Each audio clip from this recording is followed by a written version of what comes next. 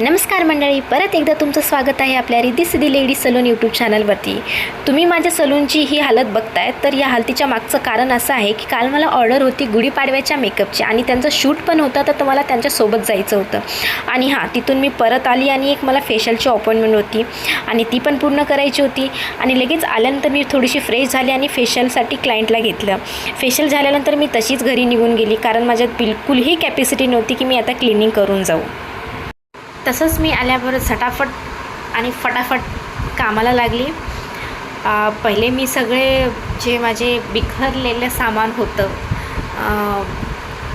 Towels, product, चादर वगैरे, हे सगळं मी व्यवस्थित केलं आणि पटकन माझी वॉश बेसिंग म्हणजे हेअर वॉशची चेअर होती ती क्लीन केली, कारण त्याच्यावरती सगळं पाणी वगैरे आणि थोडंसं फाउंडेशन पण सांडलं होतं, ते क्लीन करून घेतलं. लगेच झाडू वगैरे मारून मी पोछा करायला घेतला.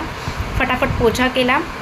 पोछा झाल्यानंतर देवाची पूजा वगैरे करायला घेतली आणि तेवढ्यात मला कॉल आला की एका क्लायंटचा की मॅडम तुम्ही आहात का फ्री, मला फेशियल करायचं आहे. तर पटकन मी आवरून घेतलं आणि त्यांना डन केलं.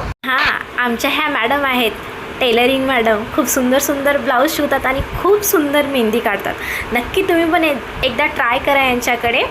खूप छान, खूप सुंदर आणि डिझाईन वेगवेगळ्या पद्धतीने तुम्ही सांगाल तशा डिझाईन त्या बनवून देतात. तर तुम्ही खरंच त्यांच्याकडे एकदा ट्राय करा. आता माझी पूजा झाल्यानंतर मी माझं सगळं सेटअप दाखवते तुम्हाला.